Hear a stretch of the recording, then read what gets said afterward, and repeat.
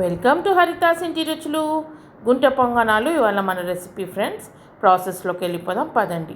దీనికి మనము ఒక 2 గ్లాసుల బియ్యము, 1 గ్లాసు మినప్పప్పు, ఒక 4-5 గంటలు నానబెట్టుకున్నది, రాత్రి గ్రైండ్ చేసుకొని రాత్రి అంతా ఫర్మెంట్ చేసి పక్కకు పెట్టుకున్నది పిండి తీసుకొని మార్నింగ్ అందులోకి కొద్దిగా పచ్చిమిర్చి, కొత్తిమీర, కరివేపాకు, ఉల్లిగడ్డ వేసి అందులో కొద్దిగా నూనెలో ఆవాలు, జీలకర్ర తాల్పులాగా ఇచ్చుకున్న తర్వాత దీన్ని మంచిగా కలుపుకోండి ఫ్రెండ్స్. దీని క్వాంటిటీ నేను పైన స్క్రీన్ మీద ఇచ్చా చూడండి.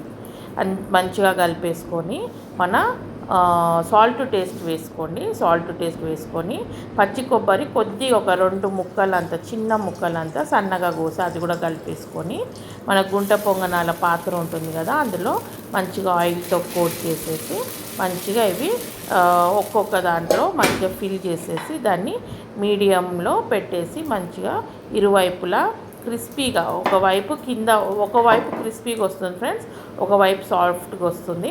అలా మంచిగా మీరు దీన్ని అన్నిటినీ బ్యాచ్ బై బ్యాచ్ మంచిగా ఫ్రై చేసుకొని వీటిలోకి మనం పల్లి పచ్చడి ఎలా చేసుకోవాలో చూసుకుందాం ఫ్రెండ్స్. వీటిలోకి పల్లి పచ్చడైనా అల్లం పచ్చడైనా బాగుంటుంది. ఈవెన్ మన ఇడ్లీ పొడి ఉంటుంది కదా అది గన్ పౌడర్ అయినా చల్లి తినొచ్చు. కానీ దీనికి బాగా కాంబినేషన్ కంబైన్ మన పల్లి పచ్చడి అయితే బాగుంటుంది. దాని ప్రాసెస్లోకి వెళ్ళిపోదాం.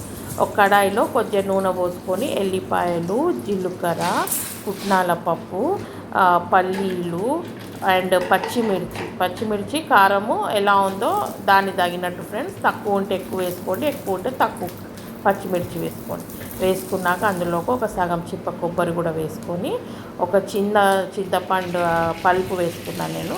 వేసుకొని కొద్దిగా ఇంగువ, సాల్ట్ కూడా వేసుకొని దాన్ని మంచిగా స్మూత్గా చట్నీ గ్రైండ్ చేసుకొని అందులోకి ఆవాలు, మినపప్పు, ఎండుమిర్చి, కరివేపాకు, కొత్తిమీర వేసి మంచిగా ఇచ్చేసుకొని మనం చేసి పెట్టుకున్న గుంట పొంగనాలు ఈ చట్నీతో సర్వ్ చేసుకుంటే ఎంతో బాగుంటుంది ఫ్రెండ్స్. ఇది మార్నింగ్ టిఫిన్స్లోకైనా ఈవినింగ్ స్నాక్స్లోకైనా బాగుంటుంది. ఇలా చేసి మీరు తప్పకుండా తినండి.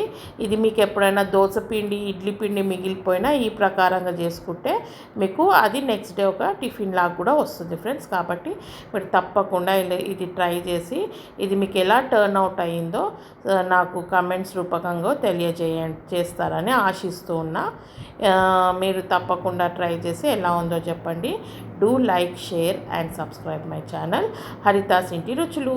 ఇలాంటి వంటలు ఎన్నెన్నో మీకు తెలుసుంటాయి, అయినా కూడా కొద్దిగా మీకు జస్ట్ చూపించడానికి చేస్తున్నాం కాబట్టి నాకు మీరు ఎంకరేజ్మెంట్ ఇస్తారని, సబ్స్క్రైబ్ చేసుకుంటారని ఆశిస్తున్నా ఫ్రెండ్స్. తప్పకుండా నా ఛానల్ సబ్స్క్రైబ్ చేసుకోండి హరితాస్ ఇంటి రుచులు. Thank you for watching.